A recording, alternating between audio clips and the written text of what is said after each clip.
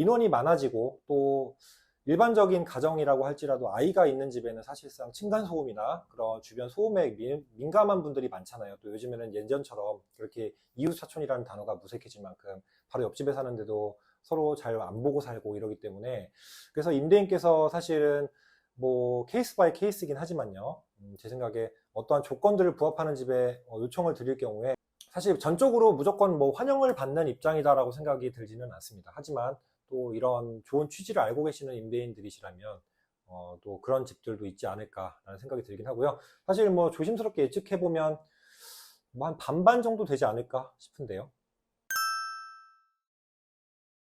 아파트나 그리고 빌라에 따라서 천차만별인데요. 아파트는 일반적으로 30평대 기준이니까 전용면적 25평형 정도로 잡았을 때는 보통은 뭐 겨울 난방비가 들어갈 때 뭐 이런 특이사항이 좀 생겨서 조금 더 나온다고 치지만 일반적으로 2, 30만 원 정도는 기본적으로 보셔야 됩니다.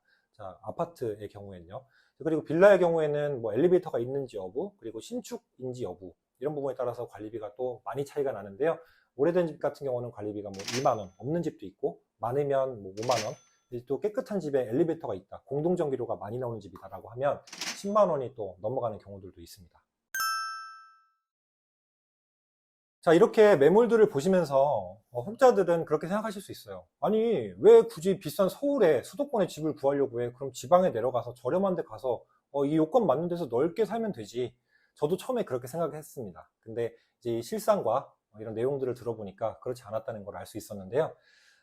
일단 가장 첫 번째로는요, 어쨌든 아이들의 환경이 뭐 아동 학대 아이들이 대다수이겠지만요, 부모님이 어쨌든 있는 경우들도 있잖아요. 그럴 경우에는 부모님의 교섭권이라는 것이 있고, 또 아이들이 학군이 너무 멀리 떨어지게 되면, 그리고 서울에 살던 아이들, 수도권에 살던 아이들이 저 멀리 지방으로 내려가게 되면 적응하는 부분, 그리고 학교가 달라지는 부분, 그리고 부모님과 교섭하는 부분이 어려워지는 부분, 그리고 무엇보다 우리 시설장님들, 그리고 선생님들께서 전국적으로 너무 흩어지게 되면 선생님들 역시도 아이들을 관리하는 게, 그리고 같이 지내는 것이 굉장히 제한이 많다라는 부분을 확인하게 되었습니다. 부족하지만, 열악하지만 어쨌든 서울에서 지낼 수밖에 없는 환경이었구나 라는 부분도 파악하게 됐어요. 그래서 제가 이 내용을 갑자기 또 말씀드리는 이유는, 저랑 같은 생각을 하시는 분이 분명히 있을 거다라고 생각을 합니다. 왜냐하면 집을 구하는 게 조건이 어려워서 비싸서 못 구하는데, 그럼 저렴한 곳으로 가면 되지 않냐 라는 생각이 제일 먼저 들게 마련인데, 저 역시 그랬거든요. 그래서 이 부분에 대한 오해를, 그리고 궁금증을 풀어드리려고 말씀을 드립니다. 왜 이렇게 먼 곳에 지방으로 갑자기 가기가 어렵냐면, 기존의 아이들의 동선이라는 것이 있습니다. 바운더리라고 하죠. 특히 아이들은 우리도 어렸을 때 생각해보면 조금만 동네가 바뀌어도 굉장히 멀리 왔다고 생각합니다. 그리고 적응하는 부분이 굉장히 어려울 수도 있고요. 그리고 무엇보다 아이들은 병원, 그리고 다니던 학교, 다니던 동선들이 있잖아요.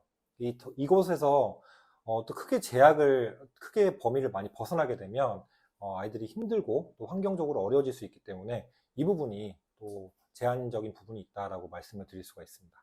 시설장님들이 또 이제 아이에게만 집중하실 수 있게 그렇게 어떠한 제도적으로나 혹은 여러 가지 지원들이 좀 더 많이 마련이 돼서 우리 아이들과 시설장님들이 행복하게, 불안하지 않은 행복한 동거가 이루어질 수 있는 그런 주거 환경이 마련되었으면 좋겠다라는 그런 제 소박한 그리고 간절한 소견을, 이 영상을 마무리하면서 같이 인사드립니다.